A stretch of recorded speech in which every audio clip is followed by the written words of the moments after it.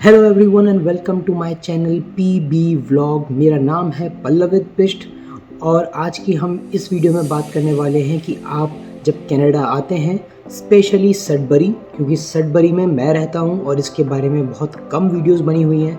तो जब आप इस जगह पे आने की कोशिश करते हैं तो आप किस तरह से अपना एकोमोडेशन ढूंढ सकते हैं, और साथ ही इस वीडियो के एंड में मैं एक वॉक थ्रू वीडियो आप लोगों को दिखाने वाला हूं मेरे इस एकोमोडेशन का, जो कि सडबरी के बिल्कुल सेंटर में है। तो without wasting further time, let's start the video.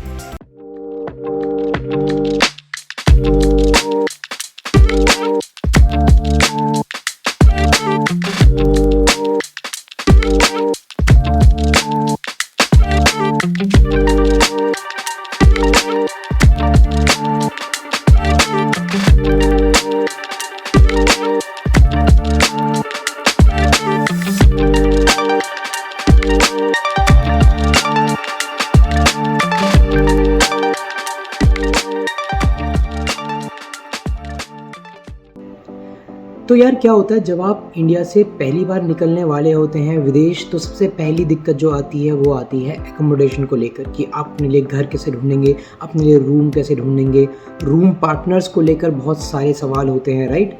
तो इन सब सवालों में सबसे पहला जो सवाल उठता है वो ये होता है कि आप अपना एकोमोडेशन कैसे ढूंढेंगे, राइट। तो यार जब आप एकोमोडेशन ढूंढना शुरू करते हैं तो आपके दिमाग में बहुत सारे सवाल होते हैं, जैसे कि पहला कि आप घर कहाँ ढूंढें, कैसे ढूंढें, राइट। दूसरा कि वो घर जो आपने ढूंढा क्या वो सच में इट्स अ जेन्युइन और इट्स अ फेक, क्योंकि यार बहुत बार ना रिस्की चीज़ें होती हैं। जब आप ऑनलाइन पे घर देखते हैं, आप उसको ख़रीदते हैं, तो इसमें बहुत सारे रिस्क होते हैं जिसके बारे में भी मैं आप लोगों के साथ इस वीडियो में डिस्कस करने वाला हूँ। तो यार अब सबसे पहले बात करते हैं कि जब आप कनाडा या सडबरी आते हैं तो आप अपना एकोमोडेशन कैसे ढूंढेंगे। तो इसके लिए सबसे पहले मैं दो चीज़ों को मैं आपको लोगों को बताऊंगा, जिन दो प्लेटफॉर्म्स पे आप ट्रस्ट सबसे ज़्यादा कर सकते हैं। इनके अलावा बहुत सारे और प्लेटफॉर्म्स आपको गूगल पे मिल जाएंगे, पर इन दो को मैं प्रायोरिटी देता हूँ और मैं सजेस्ट करता हूँ। सब सेकंड नंबर पे जो आता है वो है फेसबुक मार्केट प्लेस। अगर आप फेसबुक में जाएंगे तो वहाँ मार्केट प्लेस करके एक ऑप्शन होता है। इस पूरे प्रोसेस पे मैं एक डिटेल वीडियो अलग से बना दूंगा अगर आपको चाहिए कि कैसे फेसबुक मार्केट प्लेस में ढूंढना है। अदरवाइज़ इस वीडियो में मैं आपको केवल एक जनरल आइडिया देने वाला हूँ। तो फेसबुक मार्केट प्लेस के थ्रू आप चाहें तो उसमें लिख सकते हैं कि आप क्या सर्च कर रहे हैं। तो वहाँ पर आप लिख देंगे कि एकोमोडेशन फॉर इंटरनेशनल स्टूडेंट, ठीक है, या रेंटेड या रूम फॉर रेंट्स, ऐसे करके आप उसमें ढूंढेंगे तो आपको कुछ घरों की लिस्टिंग मिल जाएगी जहाँ पर उनकी प्राइस और ओनर ने जो जो स्पेसिफिकेशन डाला हुआ है वो सब आपको मिल जाएगा। उसके बाद आप चाहें तो ओनर को डायरेक्ट मैसेज भेज दीजिए फेसबुक से, मैसेंजर के थ्रू, ठीक है। या फिर अगर ओनर ने अपना कॉन्टैक्ट नंबर प्रोवाइड किया हुआ है तो आप अपने मोबाइल फ़ोन में, इंडिया में रहते हुए अपने मोबाइल फ़ोन में उस नंबर को सेव करें विद +1, जो कि यहाँ का कोड है, STD कोड है, ठीक है। तो उसको डाल के आप नंबर सेव कर लें। प्रोबेबली जो ओनर होंगे वो व्हाट्सएप पे होंगे, ज़्यादातर होते हैं, ठीक है, और व्हाट्सएप पे मिल जाते हैं। तो आप उनको मैसेज करिए या फिर व्हाट्सएप कॉल करके अपना जो भी आपकी क्वायरी है पूछिए और आगे बढ़िए। और जो सबसे पहले नंबर पे आता है तो उससे कहते हैं kijiji.com। तो यार ये बहुत ट्रस्टवर्दी वेबसाइट है मेरे हिसाब से, और मैंने भी इस वेबसाइट के बारे में बहुत सारी दूसरी जो यूट्यूब पर वीडियोस हैं उनके थ्रू ही जाना है। काफ़ी वीडियोस बनी हैं kijiji पे, आप देख सकते हैं। अगर आप टाइप भी करेंगे कि how to find accommodations in kijiji, काफ़ी लोगों की वीडियोस बनी हुई हैं। तो kijiji वेबसाइट जो है वो जैसे इंडिया में आपका OLX और क्विकर हो जाता है, आपकी क्लासीफाइड जो न्यूज़पेपर आता है वो हो जाता है, राइट। तो वैसे ही kijiji आपका ऑनलाइन प्लेटफॉर्म है, ऑनलाइन क्लासीफाइड है कनाडा का। कनाडा के मोस्टली हर शहर को कवर करता है। तो इसमें जाकर आप अपनी लोकेशन डालेंगे सडबरी, क्योंकि आप यहाँ ढूंढ रहे हैं। अगर आप टोरंटो में ढूंढ रहे हैं तो आप वहाँ पर टोरंटो लिख देंगे। अगर आप ब्रैम्पटन में ढूंढ रहे हैं तो ब्रैम्पटन लिख दीजिए लोकेशंस में, और जहाँ पर वो लिखा आएगा कि what are you searching for, तो वहाँ पर आप डाल दीजिए एकोमोडेशन फॉर रेंट और स्टूडेंट एकोमोडेशन, ऐसे करके आप कुछ भी वहाँ पर डाल दीजिए। इस पर भी मैं एक वीडियो बना दूँगा, ठीक है। और उसको डालने के बाद बहुत सारी प्रॉपर्टीज़ जो लिस्टेड हैं उस क्लासिफाइड वेबसाइट पे kijiji पे, वो आपके सामने आ जाएंगी। सेम चीज़ आपको प्राइस मेंशन होगी बहुत सारे केसेस में, कुछ कुछ केसेस में प्राइस मेंशन नहीं होती है, पर मोस्टली केस में प्राइस मेंशन होती है। ठीक है, तो आप जब वो प्राइस देखते हैं आपका बजट के अंदर अगर वो एकोमोडेशन आ रहा है तो आप उस पर क्लिक करें। ओनर के बारे में उसमें डिटेल होंगी, उसमें नंबर होंगे, अगर नंबर नहीं है तो उसमें एक ऑप्शन होगा कि आप एक मैसेज टाइप करिए और ओनर को भेज दीजिए ताकि ओनर आपको कांटेक्ट कर सके आपके ईमेल पे, राइट। तो इस तरह से आप किजीजी पे अपना एकोमोडेशन ढूंढ सकते हैं। 2 प्लेटफॉर्म हो गए। अब आते हैं दूसरे पॉइंट पे, जो है कि आपको किन चीज़ों से केयरफुल रहना है जब आप ऑनलाइन प्रॉपर्टी ढूंढते हो एज अ इंटरनेशनल स्टूडेंट। तो भाई सबसे पहली चीज़ जो होती है वो होती है कि जब आपने एकोमोडेशन ढूंढ लिया, आपको मिल गया, ठीक है, तो अब बात आती है पेमेंट की। तो यार इसमें ना थोड़ा ये कॉम्प्लेक्स है। तो क्या होता है कि जब आप ओनर्स से पूछते हैं कि हम प्रॉपर्टी में इंटरेस्टेड हैं, हमें रूम चाहिए, तो वो जनरली आपसे as soon as possible payment मांगते हैं। तो यार ये बहुत कॉमन है। और यहाँ पर जब पेमेंट मांगते हैं तो वो लोग फर्स्ट एंड लास्ट मंथ बोल के, ठीक है, फर्स्ट एंड लास्ट पेमेंट मांगते हैं। तो इसका मतलब क्या होता है कि आप 2 महीने का पेमेंट एक साथ देते हैं। एक आपका पहले महीने का जिस महीने में आप रहने वाले हैं, और दूसरा आपका लास्ट महीना। तो उससे कोई फ़र्क नहीं पड़ता कि आपका लास्ट महीना कब है, मतलब आप उनको कुछ कमिट नहीं कर रहे। The only thing you are doing is कि अगर बाय चांस आपने मई मंथ में, आपने जनवरी में घर लिया, आपका जनवरी का आपने रेंट पे कर दिया और आपने मई मंथ में अब वो एकोमोडेशन छोड़ने का प्लान कर दिया, तो हो सकता है कि आप मई के स्टार्टिंग में या मई के मिड में घर छोड़ दें। तो इस केस में क्या होता है कि ओनर को लॉस होता है, क्योंकि आपने मतलब महीने के बीच में या महीने के स्टार्टिंग में घर छोड़ दिया, पर आपने एटलीस्ट वो महीना एंटर किया है, आप उस महीने में रहे हैं। तो इसलिए ओनर पहले से ही आपसे एज अ सिक्योरिटी वो लास्ट महीने का अमाउंट ले लेते हैं। तो आपको जब लास्ट महीना जो आपका होगा, आपको उस महीने की पेमेंट नहीं करनी होगी, ठीक है। तो ये आपका फर्स्ट एंड लास्ट मंथ का मतलब हो जाता है। अब बात करते हैं कि पेमेंट करें ना करें। तो यार पेमेंट करना मैं सजेस्ट नहीं करूँ, ठीक है। इंडिया से बैठ के जब आप किसी प्रॉपर्टी के लिए, अपने एकोमोडेशन के लिए पेमेंट करते हैं तो यार उसमें थोड़े रिस्क होते हैं, ठीक है। पहले सबसे इम्पॉर्टेंट रिस्क ये होता है कि मान लो आपने वहाँ से बैठे बैठे एक प्रॉपर्टी के लिए पेमेंट कर दिया और उसके बाद जब आप कनाडा आते हैं, आप देखते हैं उस जगह पर जाकर तो वो प्रॉपर्टी है ही नहीं, खाली प्लॉट है, या हो सकता है वहाँ पर कुछ हो ही ना। तो इस रिस्क की वजह से मैं आपको सजेस्ट करूँगा कि आप पेमेंट इंडिया से ना करें। हो सकता है आप जिस इंसान से डील कर रहे हो उस इंसान का उस प्रॉपर्टी से कोई लेना देना ही ना हो, राइट। किसी ने किसी और घर की फ़ोटो खींच के किसी में डाल दिया, पॉसिबल है। तो ये रीजंस हैं जिन वजह से आपको पेमेंट नहीं करनी चाहिए, ठीक है। पर अब बात करते हैं कि पेमेंट क्यों करनी चाहिए और किस वजह से करनी चाहिए, under which circumstances you should do the payment. तो यार हो सकता है, अब मेरे केस में बताता हूँ क्या होता। मेरे केस में क्या हुआ था, मेरे केस में तो सेम चीज़ हुई थी कि मेरे को एक प्रॉपर्टी मिली किजीजी पे। मैंने उनके ओनर को मैसेज किया, मैंने उनको अपना व्हाट्सएप नंबर भी दिया और किस्मत से उस ओनर ने अपना नंबर वहाँ पे मेंशन किया हुआ था। तो मैंने उस नंबर को अपने मोबाइल फ़ोन में सेव किया +1 STD कोड लगाकर, और फिर मैंने देखा कि वो व्हाट्सएप पे हैं और फिर मैंने उनको व्हाट्सएप मैसेज किया। तो अब इससे क्या हो गया कि एक चीज़ तो मेरी क्लियर हो गई कि यार ओनर मतलब रिस्पॉन्ड तो करने वाला है, व्हाट्सएप में है, ठीक है। उसके बाद नेक्स्ट स्टेप आता है कि मैंने उनसे व्हाट्सएप में बात करी, मैंने कुछ अपनी क्वायरीज़ पूछी कि यार ये क्या है, रूम्स कैसे हैं, या क्या आप रूम्स की पिक्चर्स भेज सकते हैं, और प्रॉपर्टी कहाँ पर है, एड्रेस पूछा, सारे जितना भी मुझे डाउट्स थे मैंने सारे पूछे। यार डाउट्स को पूछने में बिल्कुल मत शर्माना, ठीक है।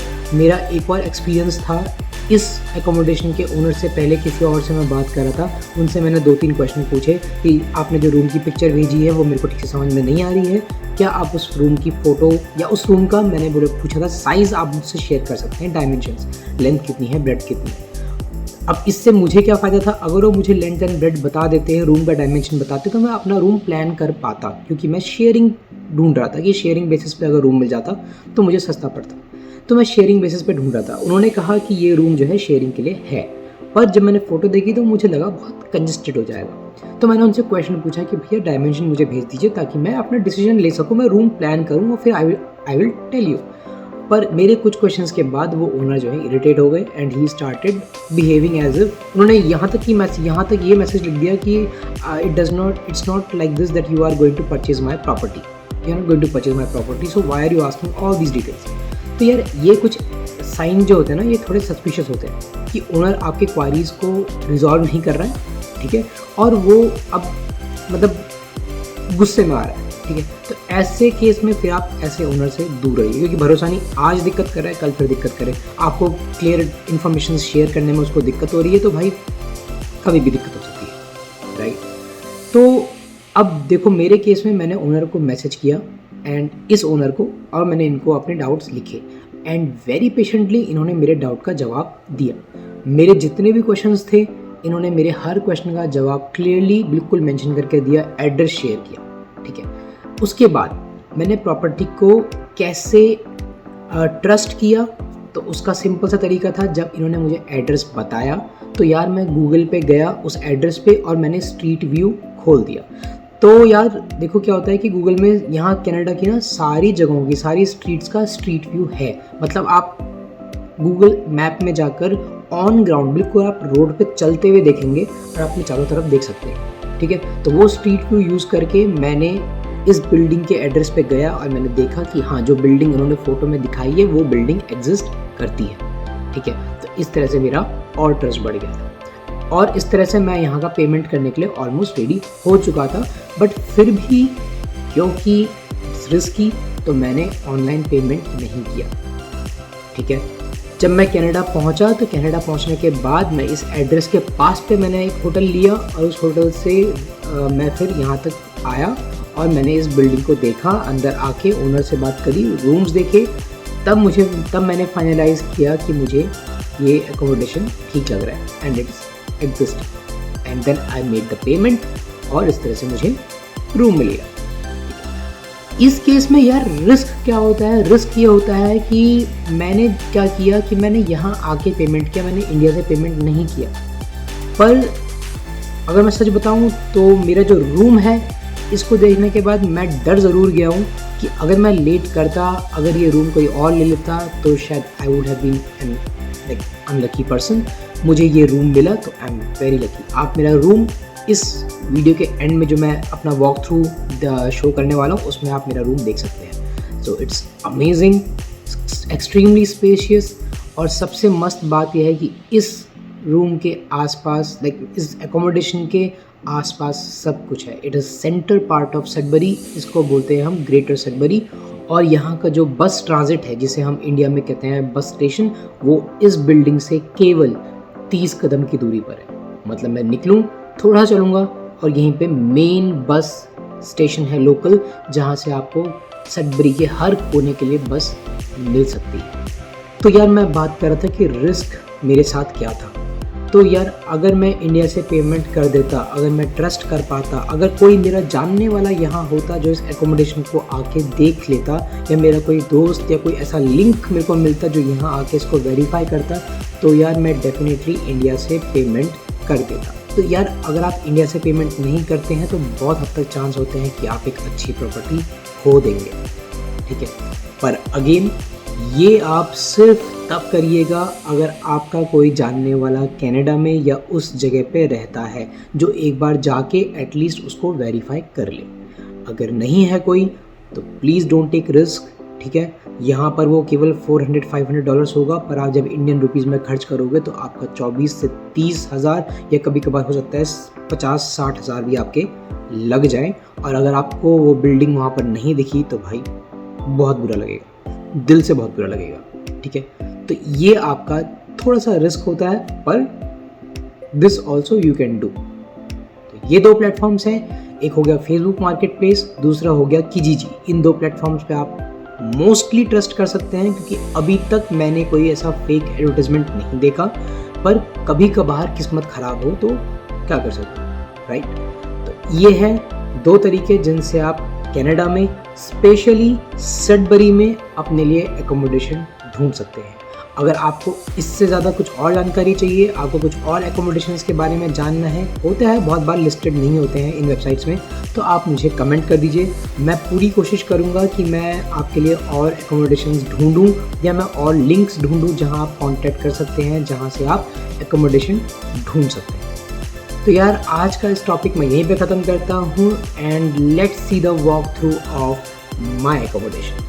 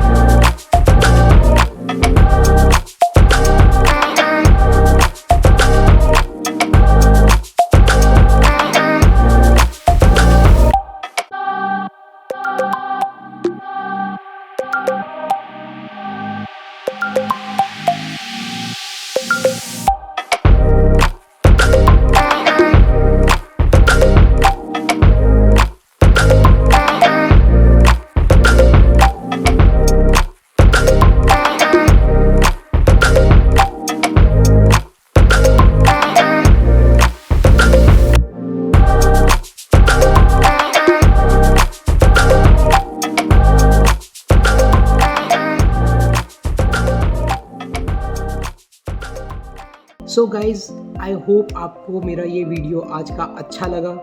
सो अगर लगा तो please do click on the like button, do share the video, subscribe to my YouTube channel and don't forget to press on the bell icon, क्योंकि मैं काफ़ी और वीडियोस बनाने वाला हूँ स्पेशली ऑन सडबरी, क्योंकि यहाँ के बारे में बहुत कम वीडियोस हैं और मेरा कॉलेज है लॉरेंस यूनिवर्सिटी, तो उस यूनिवर्सिटी भी मैं काफ़ी वीडियोस बनाने वाला हूँ। तो stay tuned and keep watching.